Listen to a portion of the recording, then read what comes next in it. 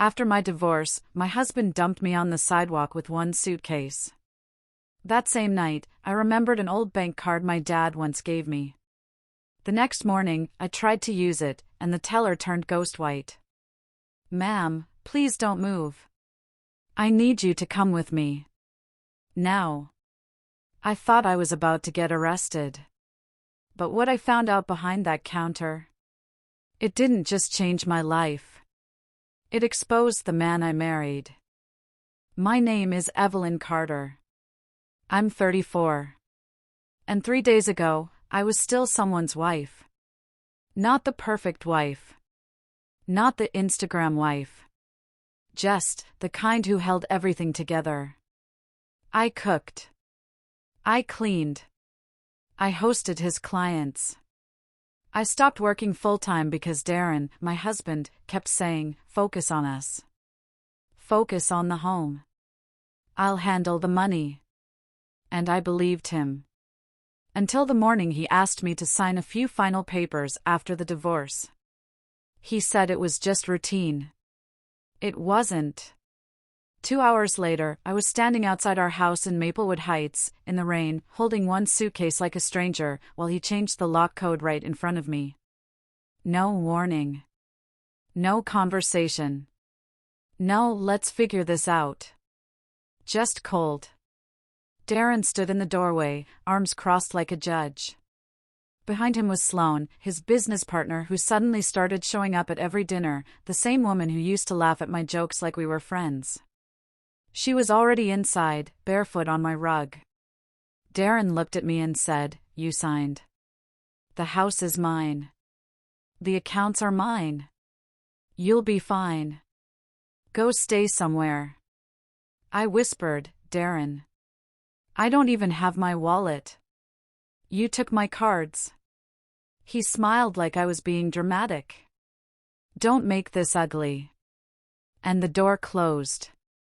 That's how I ended up at a cheap motel off Riverbend Parkway with $61 in cash and a mind that would not stop spinning.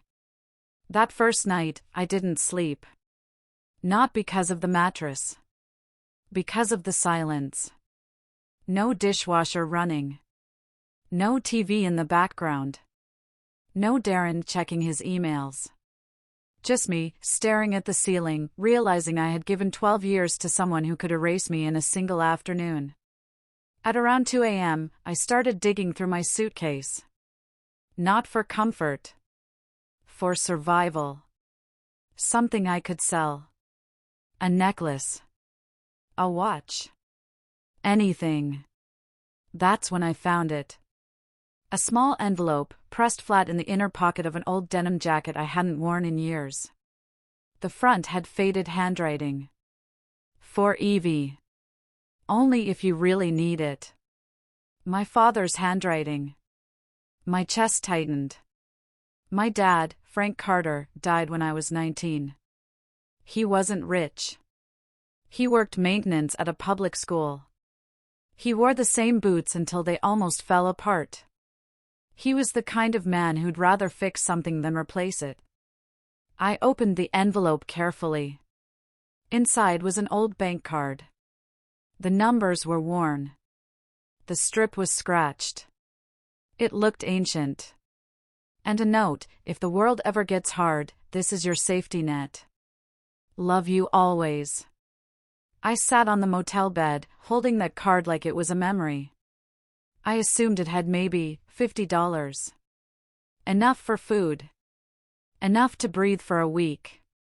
The next morning, I went to Lakeshore Federal Bank downtown, an old building with stone columns, the kind of place that makes you feel underdressed no matter what you wear.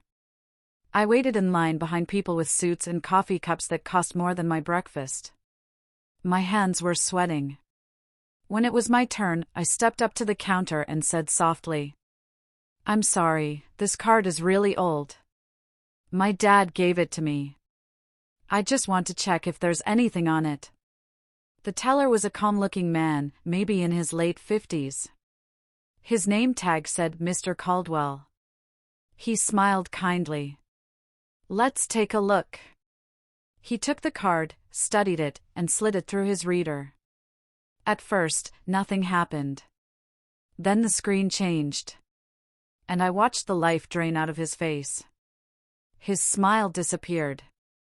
His hand tightened on the mouse. He blinked hard, like he couldn't be seeing what he was seeing. He looked up at me and whispered, "Ma'am, I need to verify your identity." My stomach dropped. I immediately thought, my dad did something illegal. Or worse, the card belonged to someone else and I'd just walked into a crime. He pressed a button under the counter. Within seconds, a security guard appeared. Then another. People started staring.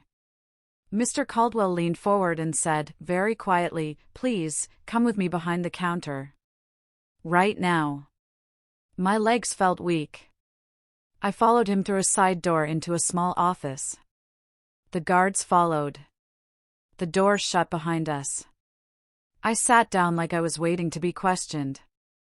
Mr. Caldwell pulled up paperwork on his computer and asked for my license. My hands were shaking so badly I almost dropped it. He checked my name. My date of birth.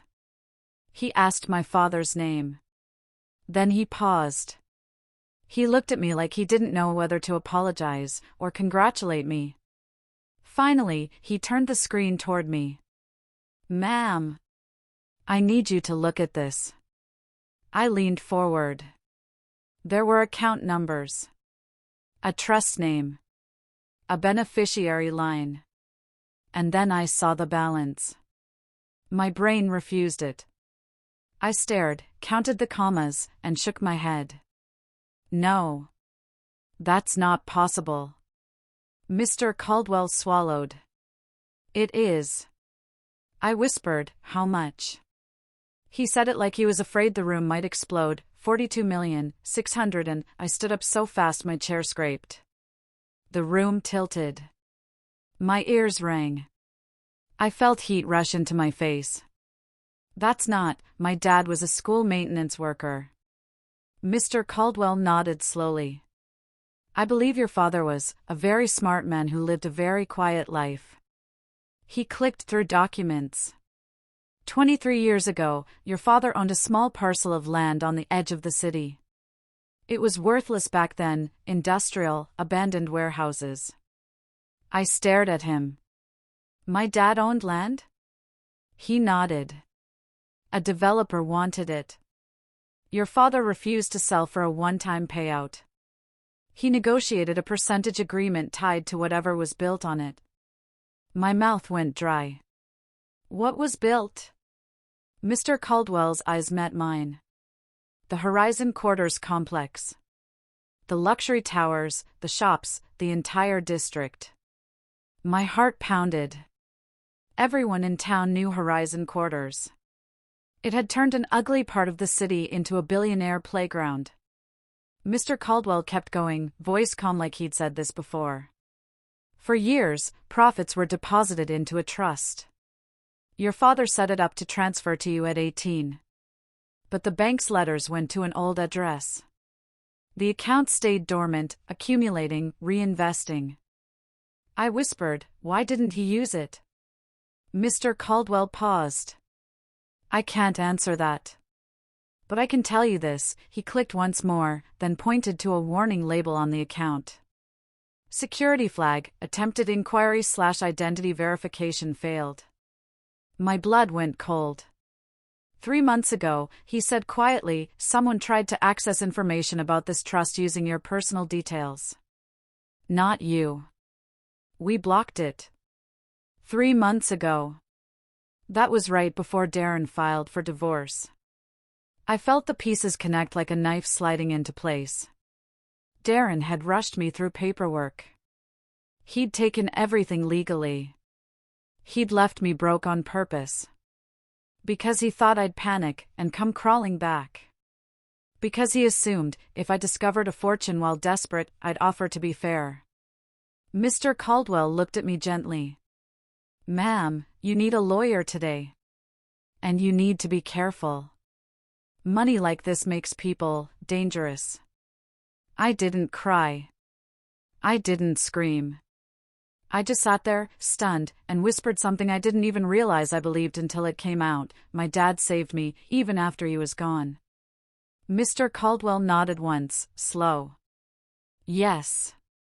And that's when I made my first decision as a woman who finally had options. I wasn't going back to Darren. Not for revenge. Not to beg. Not to explain.